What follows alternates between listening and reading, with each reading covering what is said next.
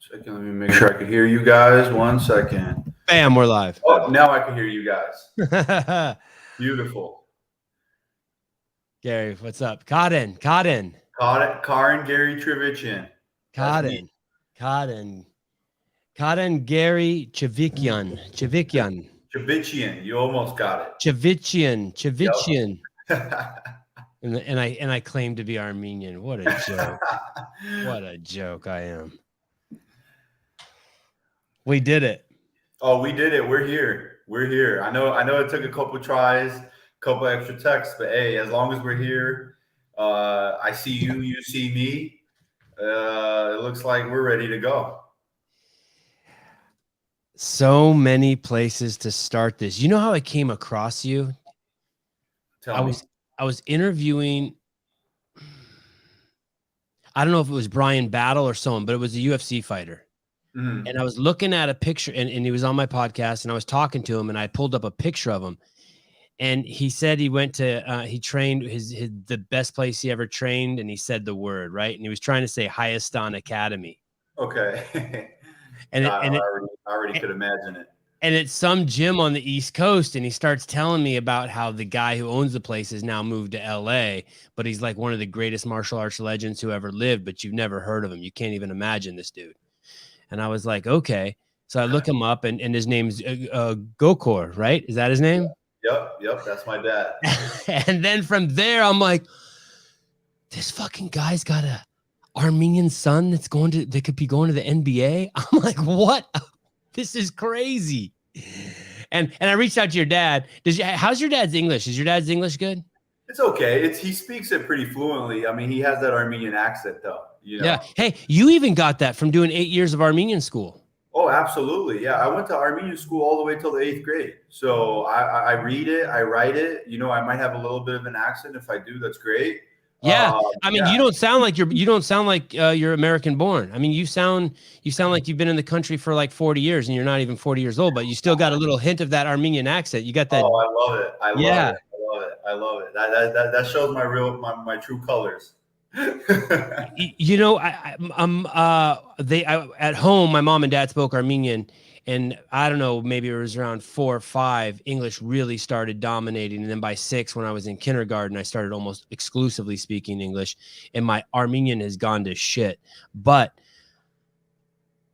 I know it shaped who I was for it to be my first language, how I see the world, how I treat people. Absolutely. Yeah, no, I mean, it's huge. I mean, even for me, just going through the day and growing up here in Los Angeles, you know, everything was a lot of Armenian for me. A lot of Armenian people, a huge Armenian surrounding. It wasn't really until I moved out of Armenian school for high school, started in 9th grade at Alamany, when I started really being around all types of people. Some blonde-haired, blue-eyed people.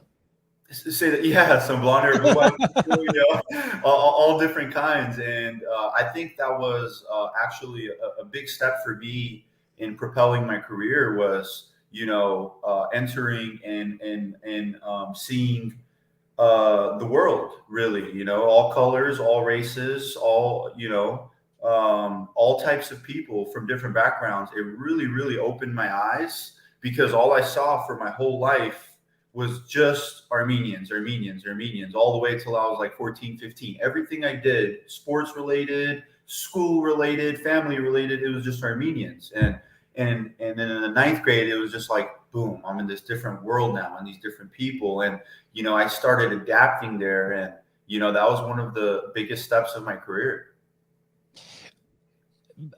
I want to go way back. I want to talk about how your mom and dad ended up coming to this country and how they met each other. But before we do that, can you tell me what the G League is? So the NBA G League it's the second division of the NBA. Every NBA team also has their NBA G League roster. So they work intertwined. You know, we practice in the same facilities. And we have guys that go up and down, sometimes on a night-to-night basis.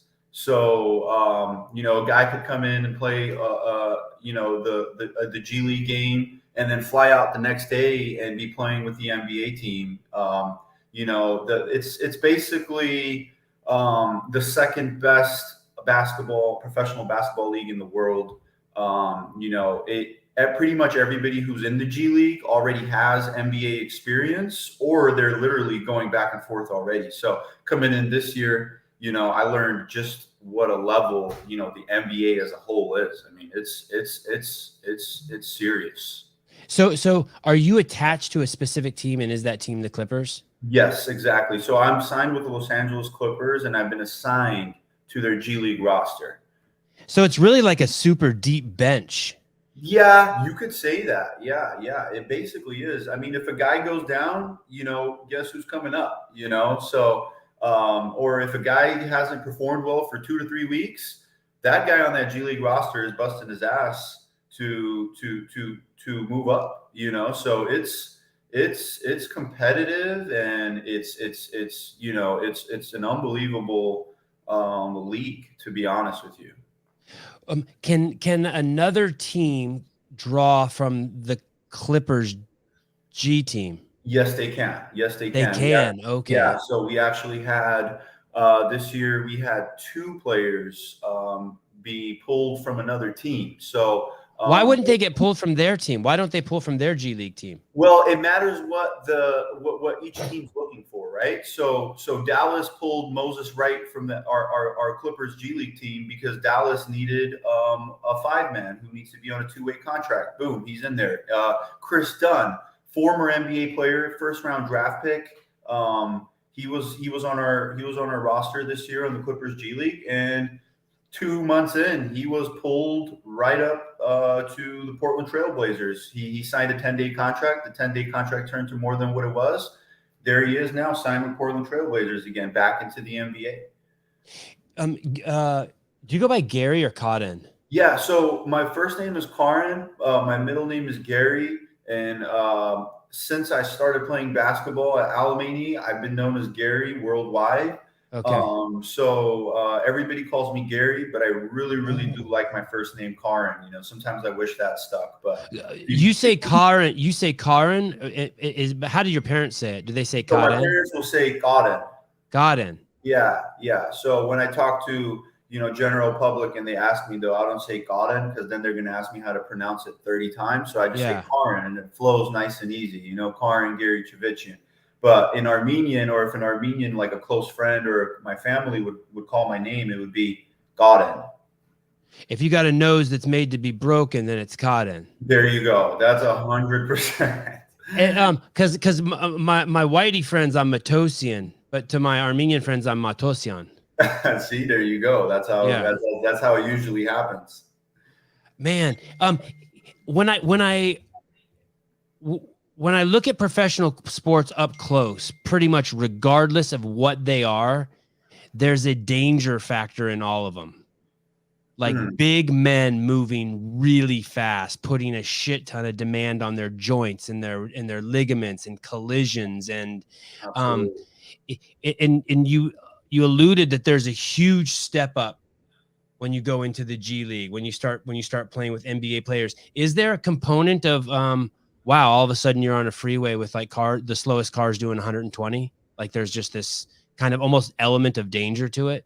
Oh, I mean, yeah, there's danger involved in any professional sport, I would say, for sure.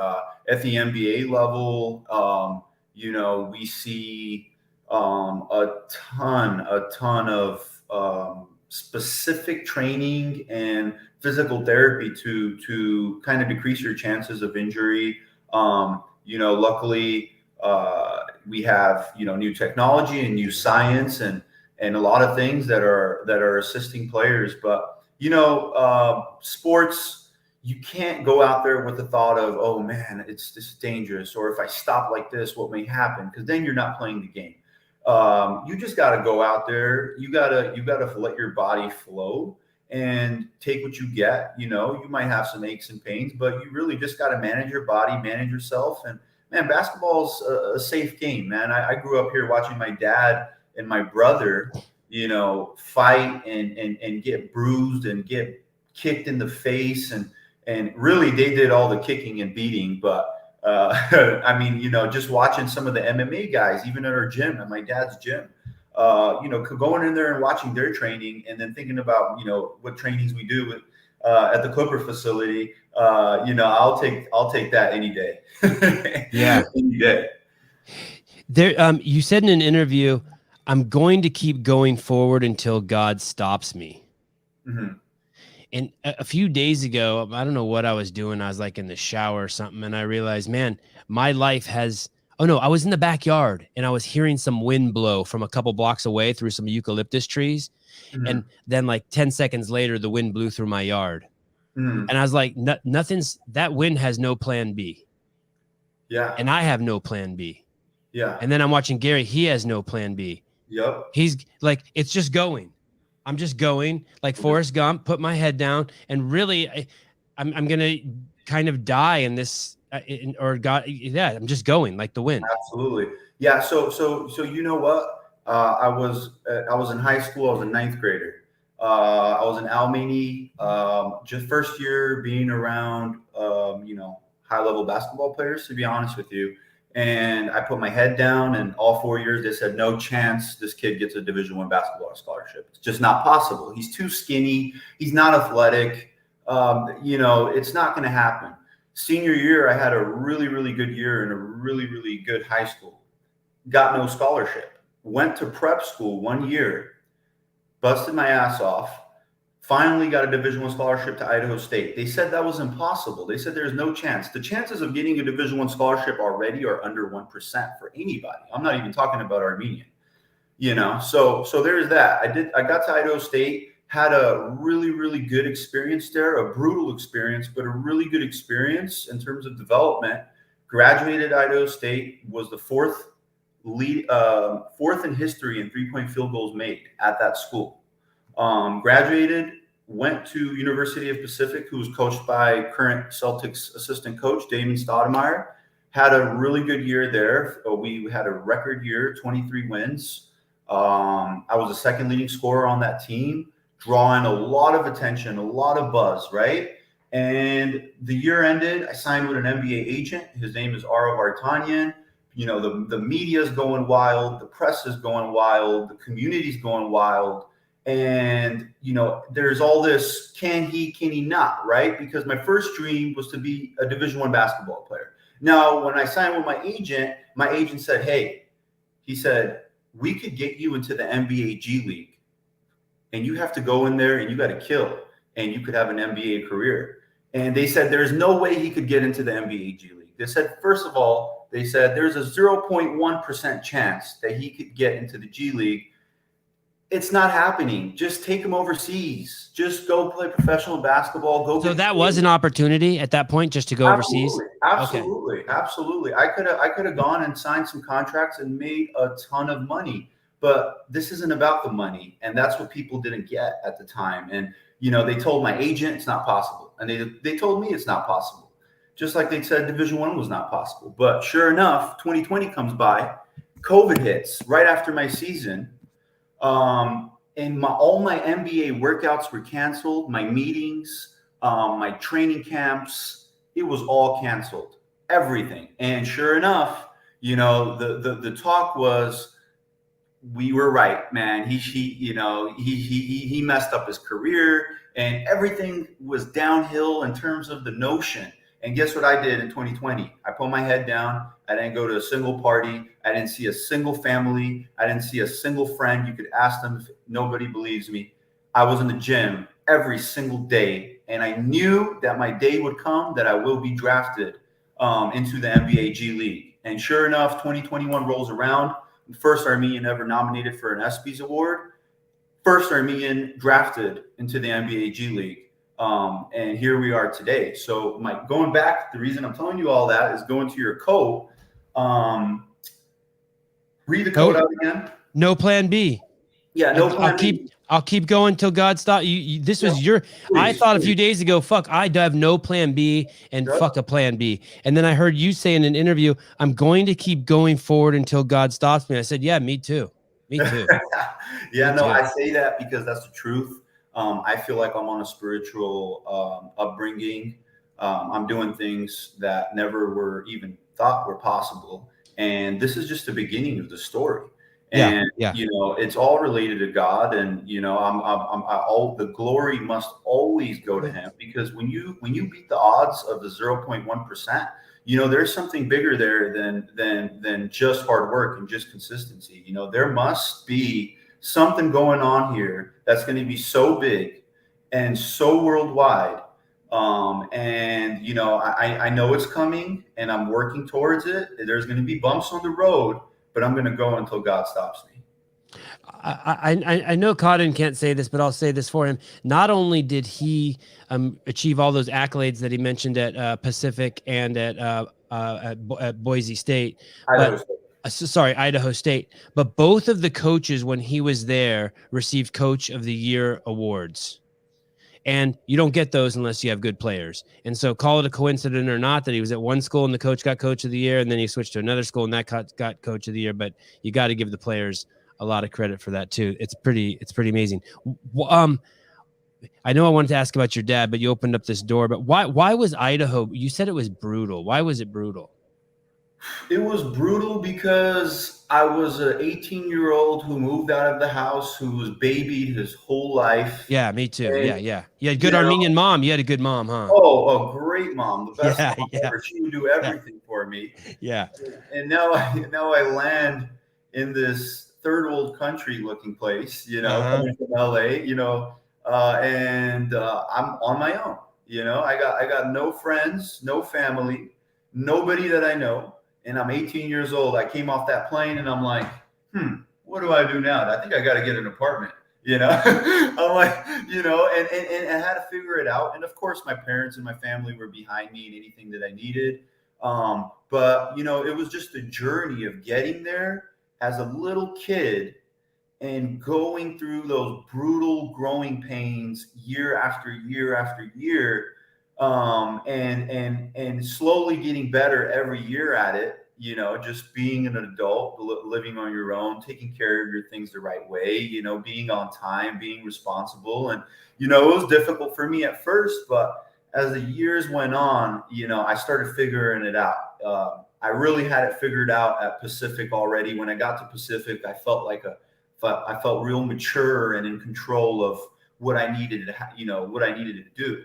But Idaho, man, negative degrees weather. My head coach, Bill Evans, he was in my face, 5 a.m., yelling at me, cursing me out. All love to Bill Evans, by the way. I love that type of coaching. I'm not sensitive. I appreciated his brutal energy every morning. But, as a young kid, that's tough, man, tough. And I had to go through it. And, that's where good family comes in support. My brother, who's been such a pivotal part of everything that's happened. He's been on the phone with me, mentoring me. Do this, do that. Don't be down on yourself. He's really giving me the elite mindset to be able to withstand all of this. Because if it wasn't for my brother and my family who supported me, there were some brutal times that I just couldn't personally take. But because of their strength, their support, their mental push for me, I was like, you know what? I got this. When you say brutal, you mean just was it loneliness? No, it wasn't loneliness. It was just figuring out how to do things, on your own, because that's what was so tough. Like, I had a ton of friends over there. My teammates were great. I met them throughout the years, but you got to schedule every day. You got school on top of it. You got therapy on top of it. It's negative degrees. It's snowing. I've never driven in the snow. I was sliding and almost crashing almost every day. Everything was just so brutal is not the word for it, because it was such a great experience in total. And there was a lot of fun times. It was just brutal because you're a young kid and you got to figure everything out. You know what I mean? Why didn't you get into when I got out of the nest, I started chasing girls and smoking weed and drinking. How come that didn't happen to you? I'm so focused on the planet. I was focused on weed and girls and beer. I was super focused.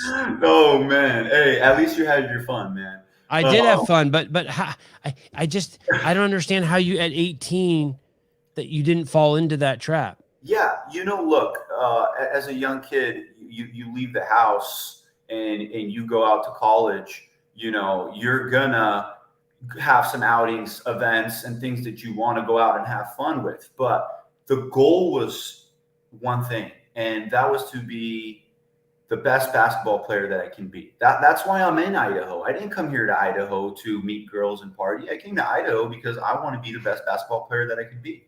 Yeah. And I was figuring out how to do that. And God willing, week after week and month after month and year after year, slowly, got got my hands around it. Yeah, I guess I didn't know what I wanted. I was just following the playbook at the time.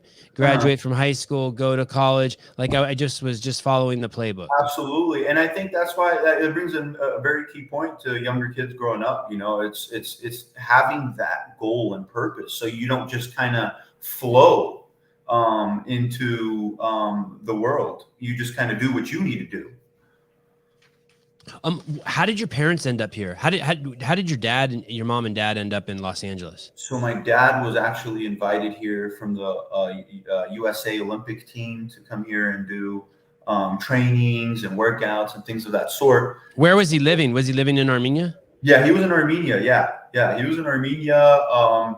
He was a young kid. He was 16 years old when they moved in over here. So it's been the U.S. Olympic team invited him when he was 16. Yeah, to the Junior Olympics. Absolutely. Yeah. And was your mom? So he met your mom in the United States. So I think they knew each other over there, but they just kind of kept things going over here and got married really, really, shortly after they got here. So. What's your mom's name, Cotton? My mom's name is Noreen. Noreen. And your dad's name is Gokor. Gokor, yeah. Gokor Chivichyan. So did they marry before they were 18? I think they were married before 21. Okay, so and are they still together? They are still together. Dang. Yep. I know. Dang. Crazy, right? Yeah. That must be tough, right? I mean, yeah. But it's worth it. I when I think of the crowning achievement of my life, and I've done a lot of amazing things. My relationship with my wife is like my crowning achievement. I've been with her over 20 years, and wow. I'm so proud of it. That's amazing. I value that as well. I mean, I'm definitely, hopefully, God willing, looking forward to get married and do what you did, Sevan. Yeah. So sitting back and watching great kids like you, man, you're fucking killing it. Okay, so your dad comes here at 16, and do they want him to be on the U.S. Olympic team, and for what sport? So it was for judo.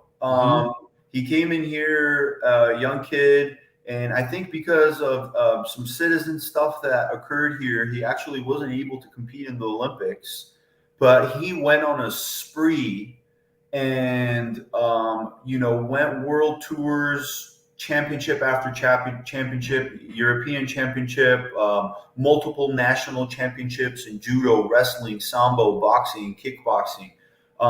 Even as he got older, he was going and doing what was called at the time no holds bar. Have you heard of that? I have heard of it. Yep. No gloves, no rules. Their team bets money, our team bets money. So he would go in confident as hell, bet in whatever amount of money anybody wanted, and he would finish fights in under a minute, no matter who was in front of him. So he was a bad man. Even till this day, he's almost 60 years old.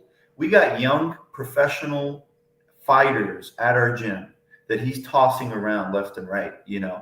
6 years ago, he went and won another national championship. 5 years ago, he put the gi on and said, "Hey, sign me up. I'm ready." Everybody was like, "Gokor, are you sure? You're like 56 years old." He's like, "Sign me up." And sure enough, he won another championship. He's never lost.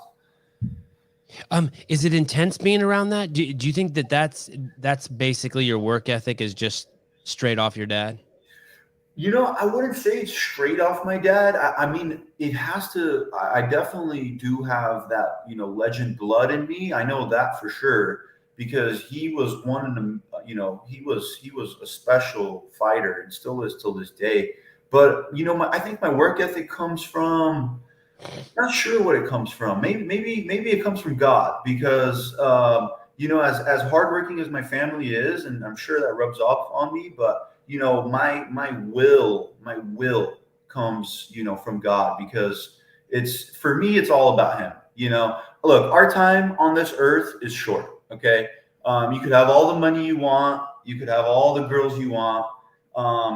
Everyone's life is short, everybody, because this thing goes by like this. Ask people who are 60 years old, ask them if it was quick till 60. They'll say very quick. Someone asks me, I graduated high school almost 9 years ago. I'm thinking, man, 9 years really isn't much time. So, for me, I work hard because, I gotta do what my purpose here on earth is before my time comes, and I gotta go hard, and I'm gonna go hard. I'm going hard every day, and I'm gonna have some fun along the way as well. It's not just work, work, work, work, work. Anybody who knows me on a personal level knows that I am a very, very social and outgoing guy. I like to go to parties. I like to sit with Armenian people and do chorovats. I'm a true Armenian, so I'm gonna have fun, but no fun, no person, no nothing could get in front of the path that is to become the best version of myself. That's what it is. You could talk about MBA, you could talk about money, business, or whatever, but for me, it's the best version of myself. I got to be the best version of myself. That's what's key, and relaying that energy onto the kids and to parents and families to really just focus on that. Just focus on being the best version of yourself and see what happens. See what happens. Well, instead of focusing on all these other factors, oh, I need this. Oh, I need that. Oh, I'm trying to do this. Just become the best version of yourself. And now you're going to get the things that truly belong to you. This spiritual component, this God component, this sort of like life path. Did something happen that put you on that? Did you have like some sort of near death experience, or where did you cultivate this? So nothing at all, no trauma in my life. I've lived a very healthy life, and had supportive family, and I have this spiritual guidance in me, and that's just what it's that's what I'm kind of who I am as a person. I'm dedicated. I'm dedicated to fulfilling my purpose as a basketball player, as a son, as a brother, as a friend. I'm dedicated to that, and I got to do what I have to do every day to be that good son and good basketball player and that good friend and that so on and so on. And maybe father one day. And maybe father, God willing. Absolutely. I have 3 little boys, 2 5-year-olds and a 7-year-old. That's amazing, man. And I saw you in it being interviewed with your brother sitting next to you, and they asked your brother a question, and he's this big, strong man, and it rocked him to his core. Like I could tell, like it made him really emotional about you for a second, and he started crying. What do you think it is how your parents raised you? What advice do you have for me? My sons are really close now, and I'd like to see them continue that along that path. Yeah. What did your parents do that kept you and your brother close? Oh man. I mean, there is no mine or his or yours or our. It's just what's yours is his, what's his is mine. We love to see each other succeed. We thrive to see each other succeed, and that's always something that comes from the parents who always treated us as one. There's no, oh, he's winning and you're losing. It's we're winning and we're losing. We're one unit. We're not separate people. So with me and my brother, let me tell you something. When all this stuff happened with the SBs and the draft and all this stuff, my brother was way, and I'm telling you, it would be impossible to match it, way more excited than I was. And I was freaking excited. I'm telling you, my brother's excitement level couldn't be matched by any human being on this planet. And I see that with my boys. When they go to jujitsu, they do jujitsu 3, 4, 5, 6 days a week. They do tennis and they do skateboarding. And if someone drops in, the other two will run over and hug them, even though they're only 5. And they're like, "You did it, you did it!" Or at a tournament when they win, the other two will run over and hug the one who won. It's crazy. Oh man, that's amazing. Yeah, see that comes from you too as well, though. Just keeping that family tight. Yeah, the other day I gave one of them like this peanut butter bar, and he immediately gave it to the older brother and goes, break it into 3. Yeah, he goes, break it into 3. Okay, so I'm on the right path. Oh man, yeah, no, you're doing great. You're doing unbelievable. SB, what's the SB award for? What's the nomination for? It was outstanding. It was outstanding college basketball player of the year. No shit. Yep, it was honorary. Yeah, it was an honorary award. So it was amazing. How bad were you your freshman year in high school? Were you? I mean, I wasn't bad, but because I never had trained appropriately, in Armenian school and in an Armenian environment, I was pretty bad freshman year. I wasn't. Did you start? Did you start? No, I didn't even play. Oh shit! Okay. I wasn't even on the varsity team. I was on the JV team, and I didn't even play. Okay. So it goes to show you, I had talent. Don't get me wrong. I had the ability. It was clearly visual in me. That's the reason I went to the school in the first place. But I didn't have the proper work ethic. I had no clue what work ethic even was till I got there. And I started seeing some of these kids coming into the gym, working out hard every single day. They're working on one move 1,000,000 times. And I'm sitting there and I'm watching and saying, maybe that's what I got to do. Maybe that's what I got to do. And I slowly started developing my work habits as I saw some of these, African-American kids and some Mexican kids who were on the team. And, the environment, the coaches were the way they coached and the intensity that they had, they didn't take anything. You better run hard as you can. You better dive on that floor. You better go and get your face bloody. I don't care. You got to go. And bless you. And thank you. This was kind of the amazing things I learned when I got to Almini was, there's more to the game and there's more to the madness. You didn't see that from you. I mean, you trained martial arts for 17 years, right? Mm-hmm. I mean, let's face it. Your dad knew how to do all that, but for some reason you didn't pick it up off of your dad. Mm-hmm. Why is that? Just because I guess maybe people don't learn that stuff from their dad directly. Yeah, you kind of need some outside teachers. Look, what I got from my dad was the belief system that anything is possible. Okay. But under that, there comes these pillars of experience that you have to develop, right? So while my dad's thought process that he was mentoring me as I was growing up was, you could do anything. You could do anything. But like I said, the pillars of experience I didn't have yet. So that's what I really needed was the experience. And trust me, my dad, my brother, my mom, they let me go through it. They wanted me to go hard and win and lose and try and fail. They wanted to see that because they know that that's a part of the pillar to success and truly knowing that you could become anybody. You, me, John down the street, Peter over there, anybody could become anything. It just takes the right mindset and then the consistency, of course. Do you think that do the other men on your basketball team know how dangerous you are physically? Do people know that? Yeah, they know that I've trained till 17, so they know that if I get angry, it's game time, and I'm not scared of smoke with anybody. Yeah. On that basketball court, I'm a whole different animal. When we go back to the locker room and we're eating or whatever, I'm real goofy, funny, real chill guy. But when we're on that court, I'm a whole different personality. So they know that.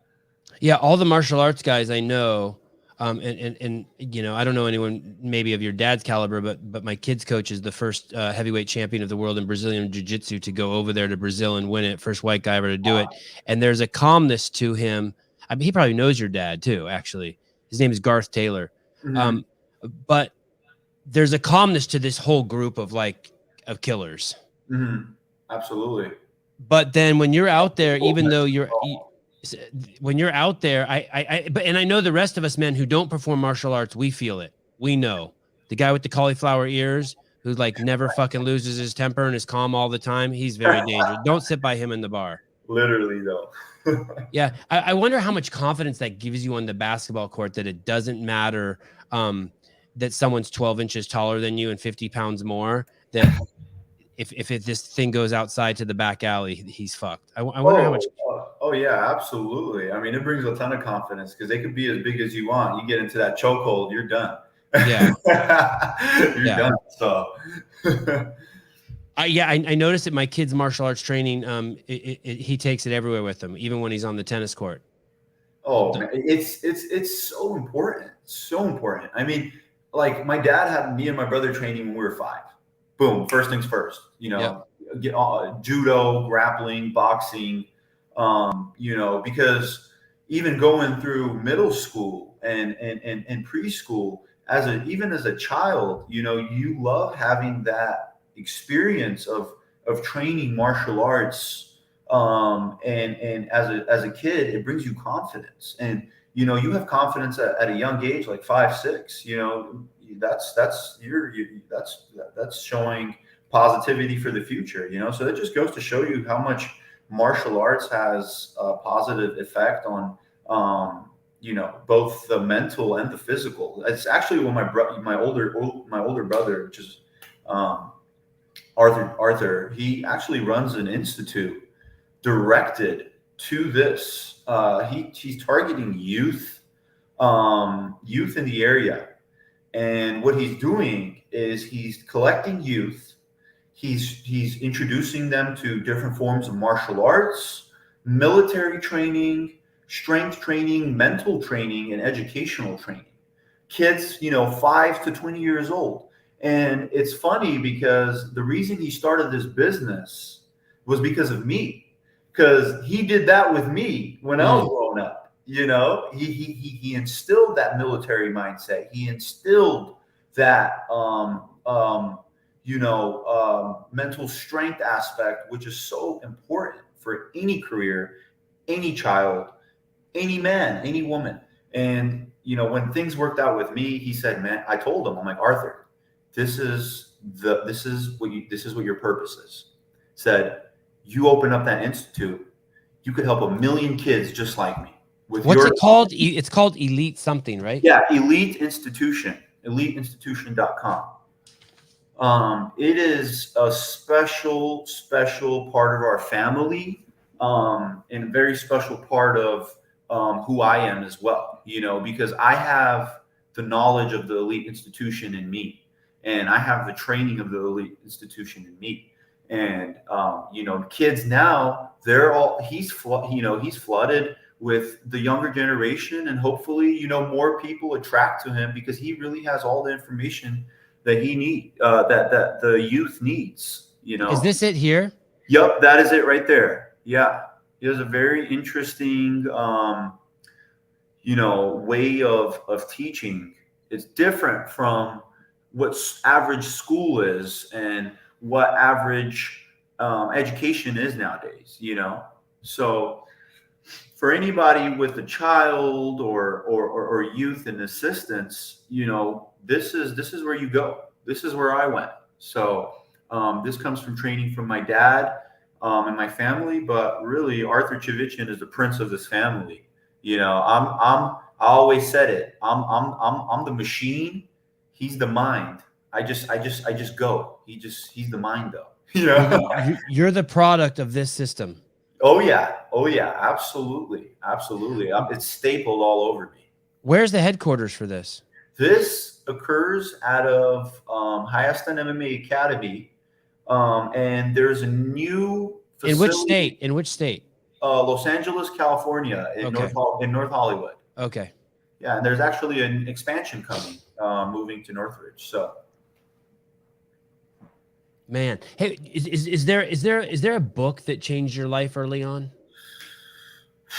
to be honest, I haven't read many books except the Holy Bible. Wow. Okay. Fair. Yeah, I have been started reading some books recently though, and I know that I do need to increase my knowledge as I get older. So I'm reading Breaking the Habit of I think his name was Dr. Joe Dispenza, something of that sort. Don't quote me on that. Okay. Breaking the Habit of You. I'm reading that right now, and I'm also planning on reading a couple Tim Grover books. I started this book today. It's called How Champions Think. That sounds pretty interesting. It's written by Bob Rotella. Okay.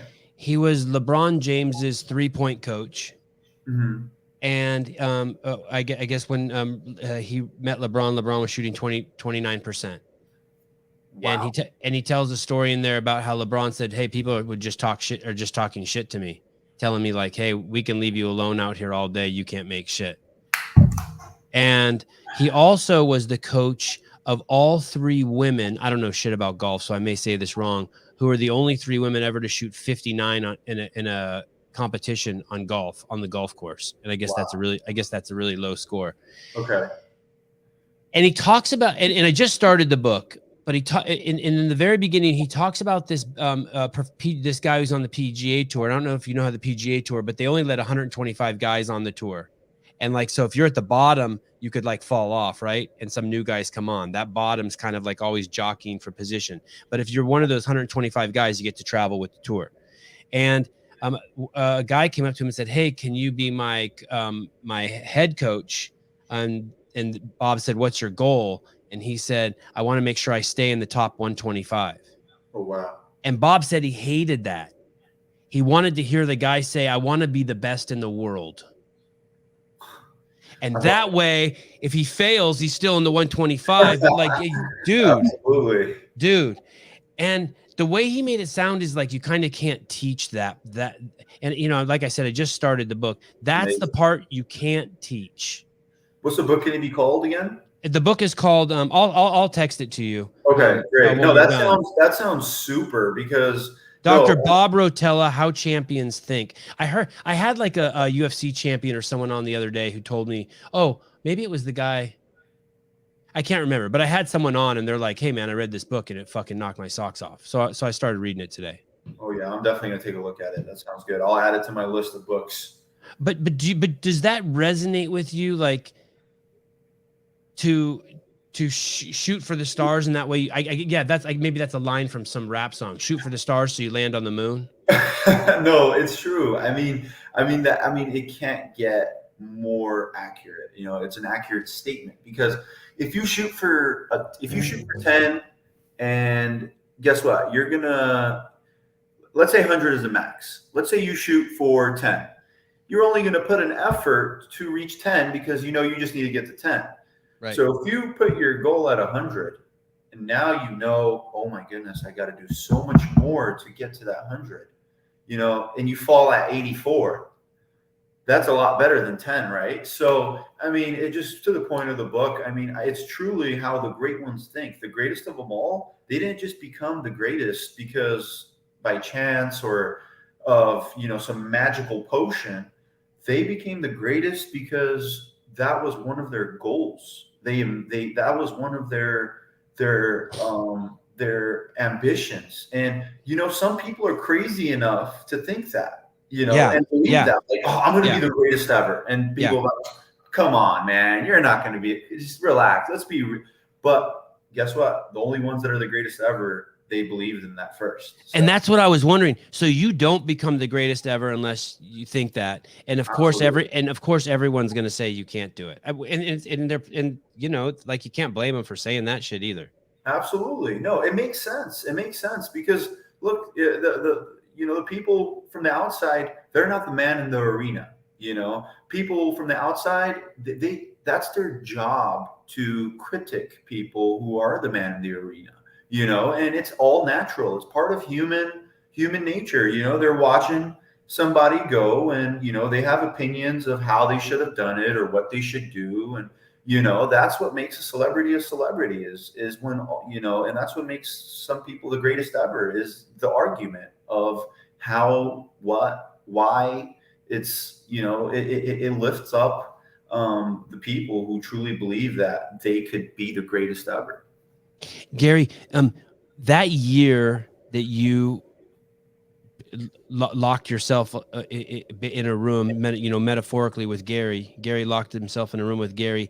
What are some of the things you do that other people just can't like fathom? Like, did you do anything like make sure you shot 300 3-pointers a day? What are some of the, have you done any, like I made my kid run a mile every day at 5 years old for 100 days. Well, he came up with it. He said, I want a go-kart. And I said, okay, run a mile every day for 100 days. And it sucked because I had to run that shit with him, but he did it. Did you do some crazy shit like that where you're like, I don't care if it's 10 o'clock at night and I haven't shot my 400 shots, I'm going out there and doing it? Oh man, you know what I did? I made sure every single day I got a minimum of 3 2-hour workouts a day. 3 2-hour workouts. Minimum. And tell me what that would look like. What time do you have to get up to do that? So I would, my schedule during that time, by the way, Coach Ken from Academy USA, he's a trainer out of there, was doing this with me. He was the one pushing me as well. And we would wake up at 8. All gyms were closed. We had to rent some gym in downtown LA. We would get there at 9 to 11. We would work on just shooting. 11, we would be finished. I'll go eat. I'll go home, shower, roll out, stretch, watch some TV, back at it at 2 o'clock, 2 to 4. 2 to 4, just shooting off the dribble, defensive slides, defensive moves, conditioning, things of that sort. Would leave, go eat, come back at 8. 8 o'clock, now we got a light, just touch practice, you know, work on some, you know, alternative workouts, different things. And after that, go home, shower, sleep, right back at it the next day. I made sure I did it because I couldn't live life with the fact that I have not touched the NBA yet. I needed to get into G League. After 2020's college basketball year was over, it was set perfectly. The NBA agent called me, I signed, workouts are set. The hype is real. Damon Stoudemire was my coach. We won most games of the year. In history, I had a buzzer beater shot. Everything was great. Everything got canceled. And I was so defeated because I'm like, man, everything I just ever worked for from high school till college just got wiped out like this. So the NBA shut down for a year because of COVID? So they went into a bubble. And they didn't allow pretty much anybody else who wasn't already in the NBA to come in. So it was pretty much closed off. I mean, maybe a fraction of people who weren't there entered, but you know, it was already shut down and closed when my time came. So dude, nightmare. But I knew I couldn't break down there. That was the point of life or death. I said, man, I'm going to work every single day and I'm going to trust God's plan. And sure enough, you know, it right now today, I'm exactly where I wanted to be and a little bit more ahead. So you are. Yes, God willing, you know. How much better did you get that year? I got a lot better because I turned from a college athlete to a pro. I turned into a real pro because, you know, in college you don't have a lot of free time to work on your true skills and your true self. You're always being told what to do, right? Go to class at this time, be here at this time. We got a meeting at this time. We got practice at this time. But when you're done with college, suddenly you got all this free time. And that free time determines whether you turn yourself into a professional basketball player, or you turn yourself into a non-professional basketball player. Because next thing you know, you're a high school basketball coach. there you go. I don't mean to knock that, but there you go. There you go. You already know how it is. Yeah. In the sport of, is your brother Arthur doing something innovative? Is he doing something new?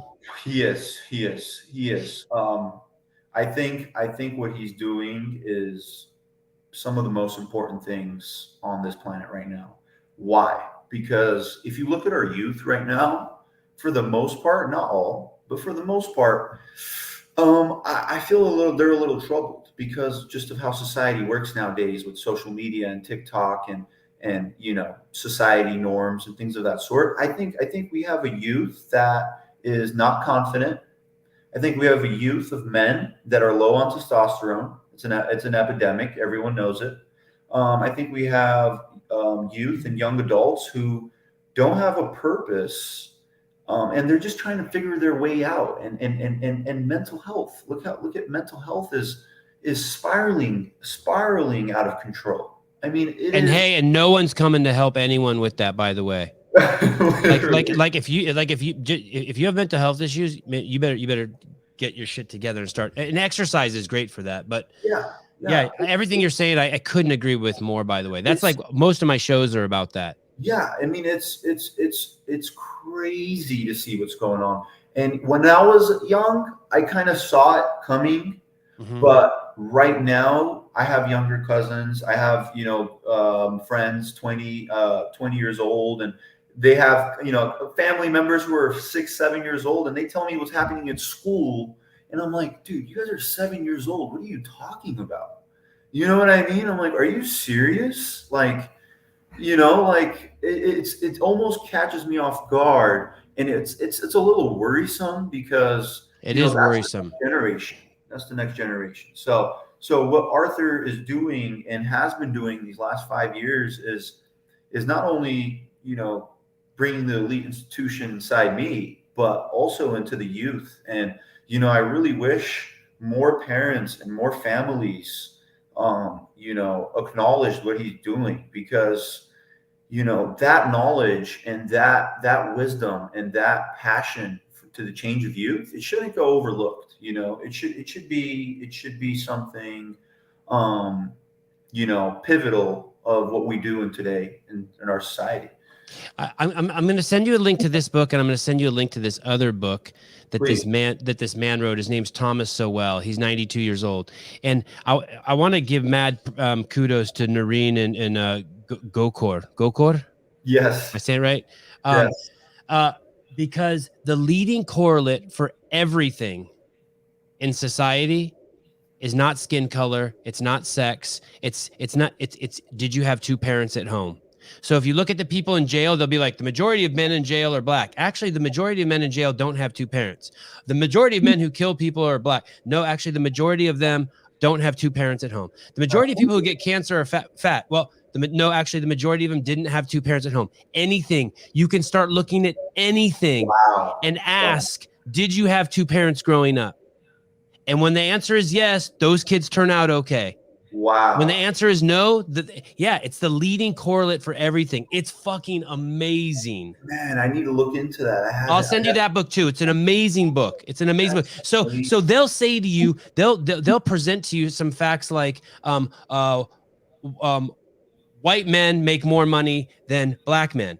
But if you look at white men with divorced parents against black men who had both parents, the black man makes more money. And you start looking at the world like that instead of color or gender or race, and the whole picture changes. People need love at home. Yes, absolutely. They need love at home. Great point, man. Great point.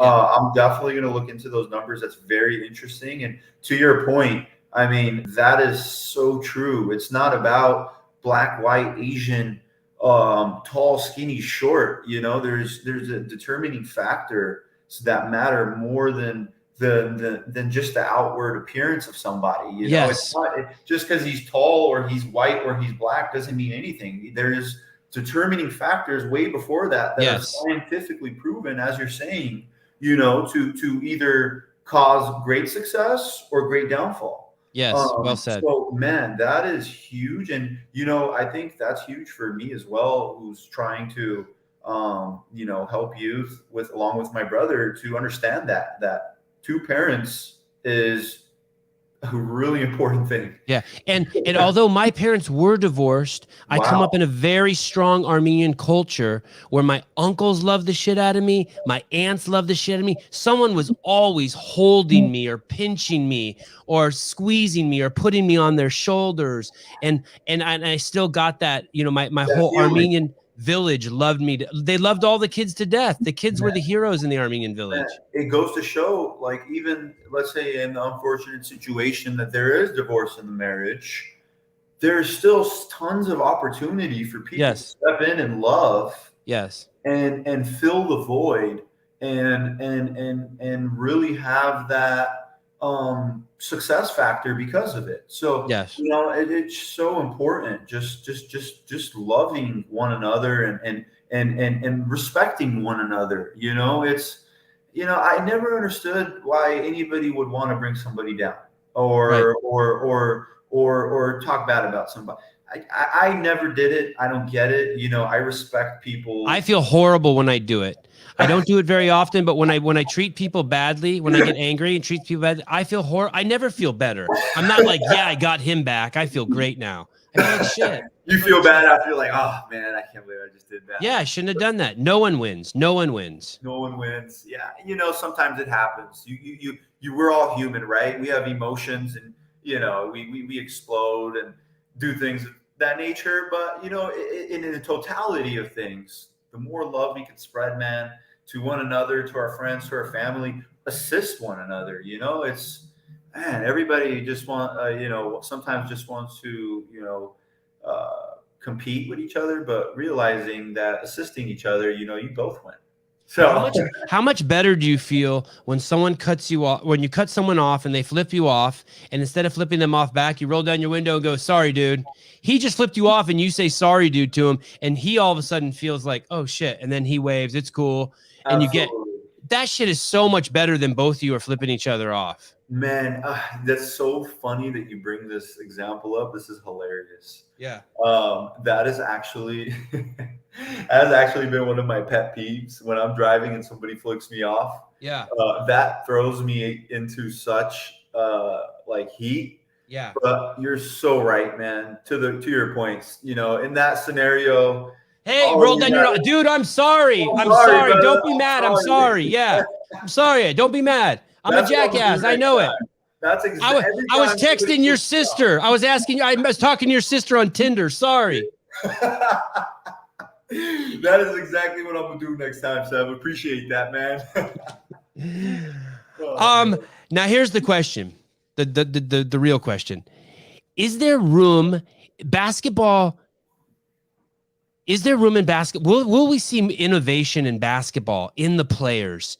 Like, this is a sport that's been around so long. You see people that come along, you know, I'm gonna show my age, like Michael Jordan, or I think it was John Stockton had that weird shot. You know, I'm not a huge basketball fan, but I've watched enough. And then there's this guy now, a few years ago, and he's playing now on the Warriors. I forget his name. He's the 3-point guy. I should know. I'm in the Bay Area. Who's the great 3-point shooter on the Warriors? Steph Curry. Or Klay Thompson. Either one. Yeah, right. Is that innovation? Is there room in this sport for innovation? And what would that look like? And do you have to steal that from God? Like, do you know the story of Prometheus went to the heavens, got fire from the gods, and brought it to man? Like, what would innovation look like in this sport? And if you could do that? Yeah.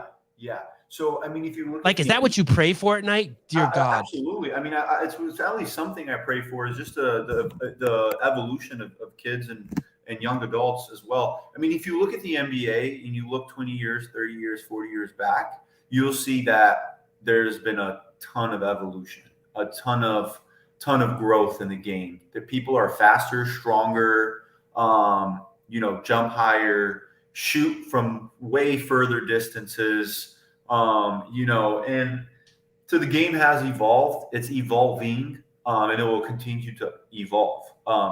But before, I think where the most important thing is not to focus on the evolution of the NBA, because the NBA already has it figured out, right? The staff, the players, the organization, they know what they're doing. They know how to continue to improve and get better. They got that figured out.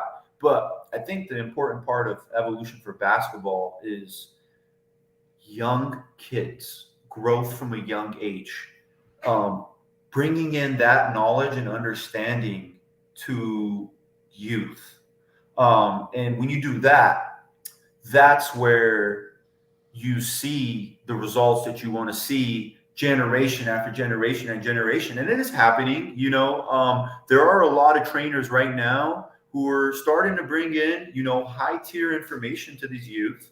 It's something that I'm interested in doing even during my career. I have a camp here on July 9th and August 5th. I'm running the second annual Armenian Sniper NBA Youth Camp. I'm featuring some very special guests, one of them being Phil Handy from the Lakers. He's an assistant coach. He's a 3-time NBA champion, works with players like LeBron. He is known as an absolute legend in the league. I'm bringing in Jim Clemens. Jim Clemens, here's a picture of Phil Handy, 3-time NBA champion. To the left of that, we got Jim Clemens right here. Jim Clemens is a 10-time NBA champion. Crazy. This guy has coached Michael Jordan. This guy has coached Kobe Bryant, both of them in their primes. This guy has won championships with the greatest basketball players of all time. And this guy is coming to Glendale, California. It's cool. To teach and work with the kids. This is something that these are people that I have access to. I worked out with Jim Clemens pre-draft in 2021 before the draft. He evaluated me, and I became great friends with him because he saw my passion. He saw my drive. And I told him at the time, and I talked with him with my agent. I said, Coach, I said, you would be doing both me and the Armenian community and the minority community here in Los Angeles a huge blessing if you could just come down here, work alongside me. We hold each other's hands and we teach these kids the right way, not the wrong way, which you see so many times. And that's why these kids grow up and they have hopes of professional careers and college basketball careers, but it doesn't happen because they never had the right knowledge, the right access, the right mindset. And I'm going to make sure I do the best I can during my career and after my career to instill that. What's it look like to do it wrong? Do it wrong is when you're egotistical, when you think you're working hard but you're really not. When you're surrounding yourself around people that that are you're just super comfortable all the time. It's supposed to be the opposite. You're supposed to throw yourself in discomfort every single day so you develop and grow. You're supposed to throw yourself into a spot where these guys are so much better than you. You're like, oh, now you elevate your mindset. Now you elevate your work ethic. Now you elevate your motivation, But if you're just comfortable and you're egotistical, I'm the best ever, but that's not going to take you anywhere. And, high-end professionals will agree to that. In the G League, your peer group, do they all have your same drive? Man, what's crazy? From high school to Division I basketball, when I got to Division I throughout, I noticed that guys work harder. Than you. There were some guys who worked harder than you. No. No one ever works harder than me. Okay. That's impossible. They just worked. So what were you going to say? When do they work harder? So they worked harder, like in general as a group. Oh, okay. As you got older. To high school players, right? Right. Okay. Yep. Makes sense. Okay. And then when I got to the G League, I was even more surprised to see how hard these guys work. Because now I'm like, wow, like this is like these guys are here 2 hours before practice. They're here rolling out, stretching, doing therapy, getting shots up. Practice is done. These guys are still getting shots up. They go and get a lift. Now I'm like, I was working really, really hard. I think I could work a little bit harder. You know what I mean? And Yeah. like and that's when it comes to when you adapt to your environment. That's the truth. When I got to the G League, and I'm a guy that grinds, I saw some guys in there that were going super, super hard, super focused. Now I'm thinking, man, I gotta go harder than this guy because this guy's killing it. This guy's in the gym every single day, morning and night. But he's been a pro for 5 years. Don't forget, and this is my first year, so that's where you got to pick up the ropes a little bit.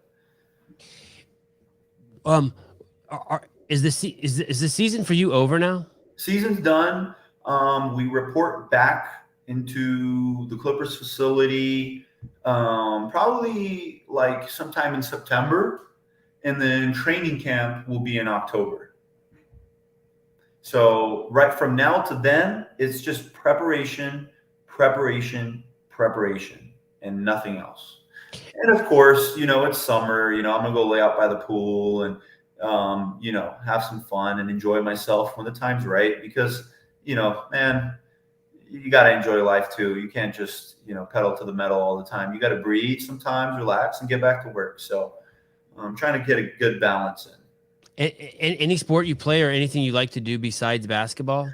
Well, I'm trying to think. I'm really big on marketing. I actually own my own company. My company's called Fame Fast. I work with private celebrities, private brands. I own a couple businesses in the Beverly Hills area relating to plastic surgery and things of that sort. So, I'm also a businessman as well. But that stuff is nothing to me. It's just basic work, just so I could have enough money to feed my family, feed myself, and feed my freedom. But in reality, man, money is last on my list of importance. For me, it's being the best guy, best version of myself. Am I going to be perfect? Of course not. Absolutely not. I'm going to make mistakes. I'm going to have obstacles. But in the end of the day, if you do a lot more good than bad, then you'll be fine. If you do 80% good and 20% bad, you're great. You do 90% good and 10% bad, you're golden. So, it's just a matter of trying to do all the right things. And, I know a lot of people in today's day, they're focused on trying to make millions of dollars and, be this rich guy, or maybe even not a millionaire. Their focus is on money. And I get it. You need money to survive and thrive and feel well, and money's important, but it's so far in my list of things that I truly, want to do in life before money, man. Money.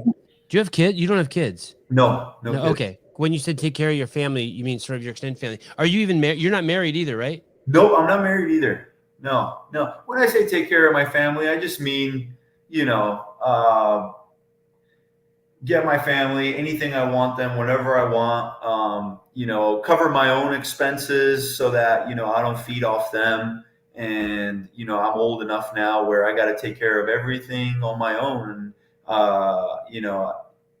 You gotta make sure as a man that you do that, especially coming close to a potential proposal to my girlfriend. I don't know when it's going to be, maybe in 12 months, maybe in 6, maybe in 24, but after the proposal, there's a wedding.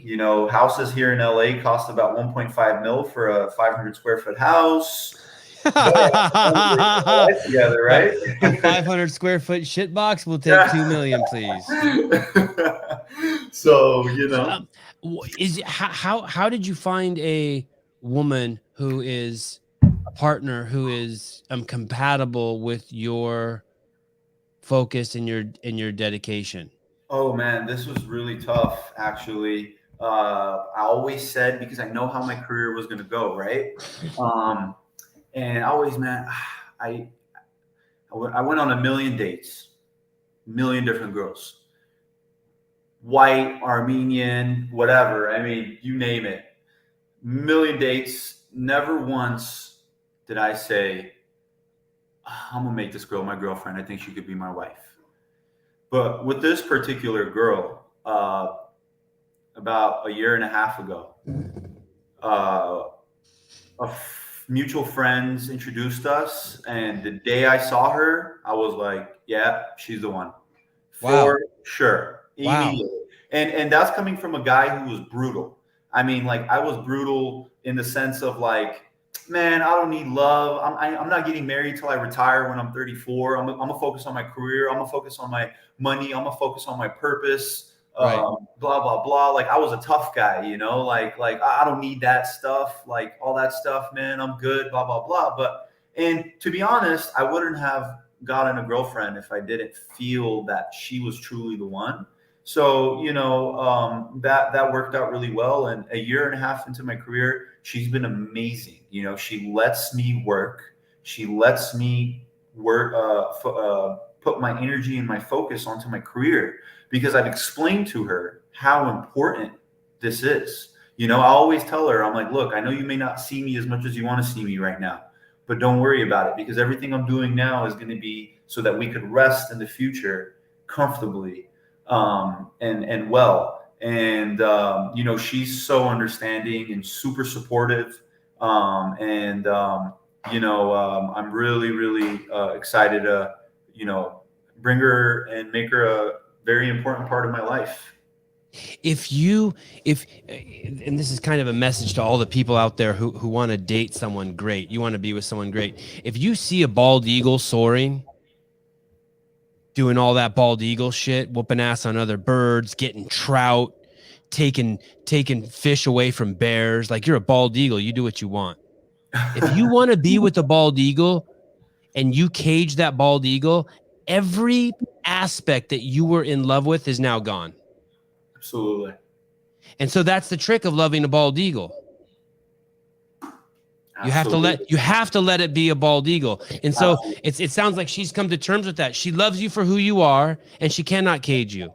But there will be a day that you slow down but right now you're building the nest and you're collecting trout and you're keeping bears off the property and you're just doing shit.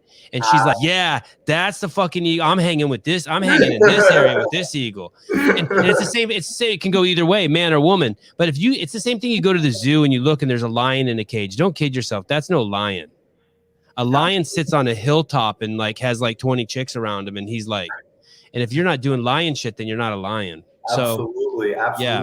No, it's huge. I mean, look, I'm supportive of her and whatever she wants to do in her career as well. And look, you can't play basketball till you're 75 years old, right? So right. I plan on playing till I'm about 35. I'm 25 now. Mm-hmm. And I'm going to try to accomplish as much as I can in my 10-year basketball career. You know, last year was my professional, at least.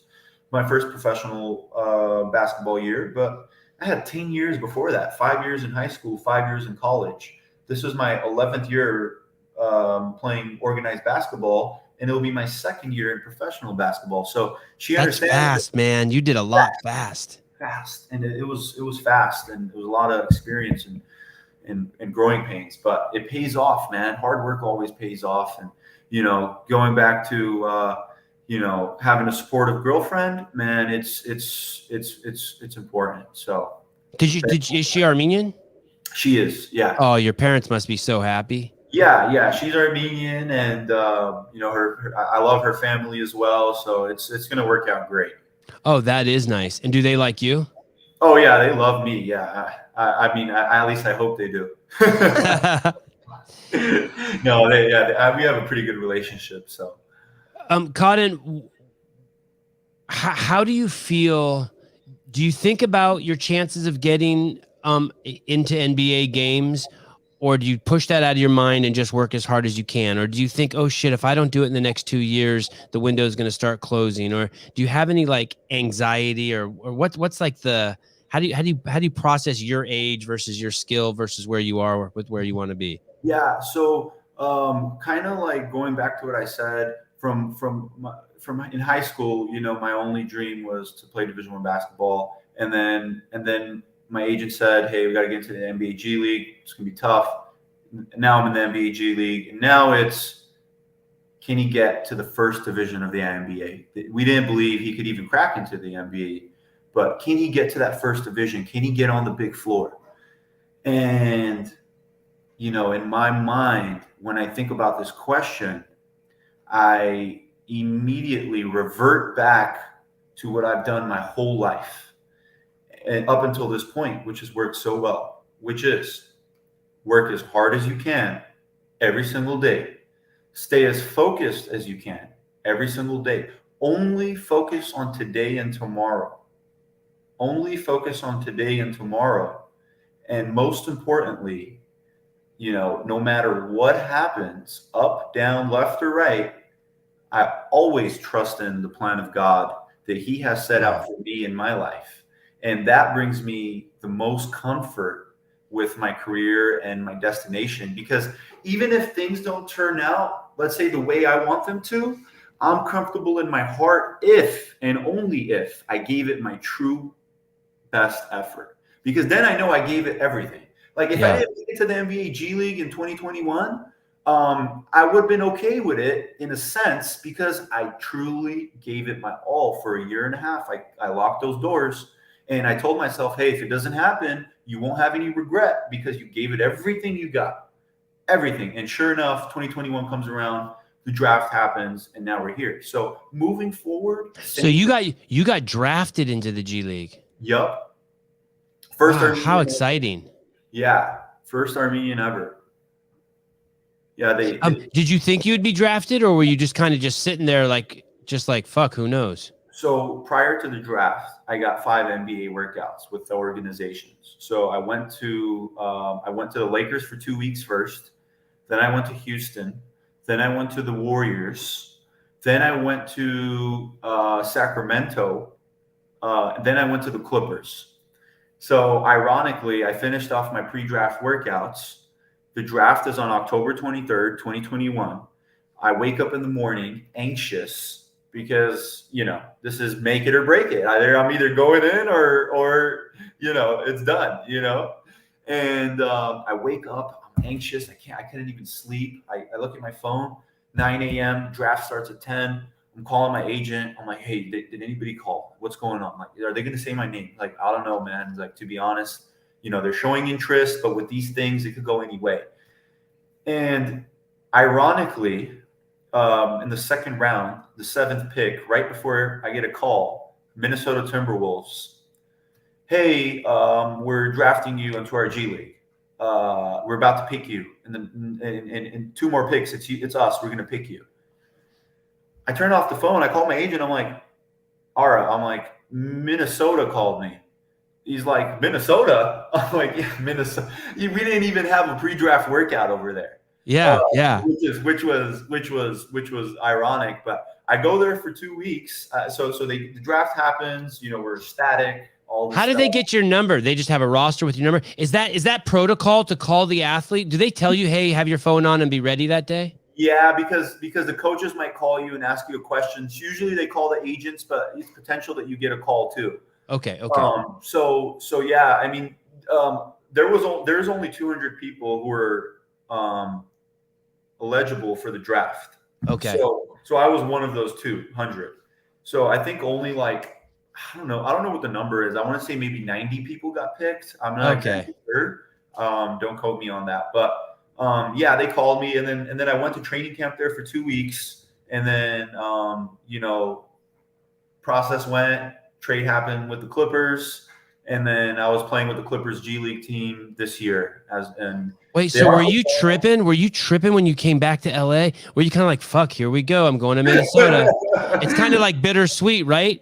Oh man, it was actually kind of wild because G League, the G League games, right? And typically they don't get, big audiences. There isn't 20, 30,000 people filling up the arenas, right?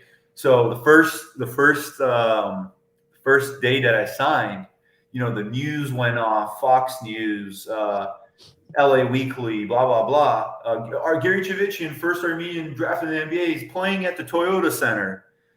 So the president of the which I'm good friends with of our organization, his name is Justin Dunn. He was blown away by the ticket sales in the first two games. Just because how Armenians are. Yes, yes, they're like, yes. oh, they came in with the flags and the little drum type thing, Yeah. the air horns, and it was a special day. And the second day, the Armenians actually got to see me hit my first professional jumper In Minnesota. No, in LA. Oh, because by then you'd come to the Clippers. Yeah, I was already here. Okay. Yeah, I signed, and then we had the first two games. Okay. Does that make sense? So the Armenians were just all over the place, and I love the support, man. You can't love Armenia enough and Armenians enough. That's one thing I love about Armenians is, like, even throughout history, look at us. We're always sticking together and supporting one another, and that's why Armenia is such an amazing culture. Is it hard keeping us? How do you play it when you go out onto the court and the brothers are losing their shit, the Armenian brothers and sisters? Do you keep it cool or do you wave? The first game, I was a little nervous. I had family there. And, all this stuff. And I'm like, I think back, I'm like, you're so stupid. Like, I literally did not say hi to one person. I just stood in the zone, and I knew everybody where they were sitting, and I saw a couple familiar faces, and I saw the flags. But, I was just trying to stay in the moment. But as time went on, I kind of got super comfortable and it became normal. So now I was starting to say, what's up, guys? Take pictures with people. Like, even during halftime or whatever, I was really loose and comfortable, and that comes with experience, obviously. First time doing anything, especially at that level, you're going to be a little nervous. I think your voice muted. No, I didn't say anything. I just taking a long dramatic pause because I'm old and my brain moves slowly. When I was a young man, I was very proud to be Armenian, and I was taught about the Armenian genocide, and part of my identity became that the Turks slaughtered the Armenians. And as I'm older and I want to say wiser, and I liked having that Armenian culture and that Armenian identity. I never even, like, now that all this gender talk comes up, I don't even understand that, because I don't even really identify with I never think I'm a man. I just think, like, I don't know what I think I am, but I do think I'm Armenian. But as I got older and wiser, I'm realizing that I'm nothing. Mm-hmm. Mm-hmm. That I'm a vehicle for an unknown spirit that you call God to do good on the planet. No, I agree with you, Sev. I mean, look. Do you think that you'll come to that too, or how? Like, it's been hard for me. I don't want to see Turks as Turks anymore. I don't want to see Armenians as Armenians anymore. I can't help it. I see your last name and I fucking get all warm and fuzzy. I think about your parents raising you, and I love my little Armenian Jew boys I'm raising. My wife's a Jew, and but part of me wants to let it all go and just be like, and just be in love with everyone. I just want to be. Yeah, absolutely. No, look, as supportive as I am of Armenian people, and I think I'm talking about Armenians because I'm Armenian who was the first ever. But in reality, everything I've learned away from my family, everything that I've experienced has been with whites, blacks, Mexicans, Asians, different cultures who've shaped me into who I am today as well. When I was in Alamany, I wasn't with Armenians. When I was in Idaho, I wasn't with Armenians. When I was in what I'm doing now with all the people that I'm doing it, in the NBA, the only Armenian that's in there is my agent, who's Of course, the Armenian money guy is. Of course, our money guy is Armenian. Aro Vartanyan. He's my Armenian brother in the NBA, and hey, why not, right? Armenian help another. But to your point, we're all one. We're all human. We all bleed red blood. And we all experience the same emotions, the same love, the same hate, we experience the same things that this universe has to offer. And while I have great respect and great happiness of being an Armenian, I love so many things that I see in some of these other traditions, and there's so much more out there that could be learned as well. Every culture, every race, every man, every woman, there's the good and the bad, right? And you just have to look for the good in all things, and take the good, and that's what I've done. I remember I was 16 years old. I was in Alameda. I had a friend. We were close together. We were crush high school, friends. And I would go to her house, and she was Peruvian, and I would sit there with her Peruvian family and go to her Peruvian get-togethers, and I would be like, wow, like they have such amazing culture, and there's so many amazing things about the Latino culture, and in all cultures, man. Like, there's just so much to be learned, and it's detrimental to only look for the good in your own race or culture, because there's right. There's so many knowledgeable traditions and techniques and wisdom that comes from Egypt and Africa and Europe, and you know what I mean? Like, it's a limiting factor for a man to say, hey, this is my culture. I'm gonna stay here and only look here. Of course, you got to understand your culture. You got to fill into your culture, but you also want to be open to this oneness that you talk about, which truly is. We're all one. Gary Chivichyan. You got it. Cotton Gary Chivichyan. Thanks, brother. Hey, thank you so much. Thank you for having me, Sevan. It's a pleasure to be here speaking with you. Yep. You're a legend in your own way, and hopefully we could keep spreading good knowledge, good information to your viewers and as well as the world, because it's a time in the world where we gotta really, really speak up and help one another. Awesome. I couldn't agree more. I have your phone number. I have you in my Google alerts.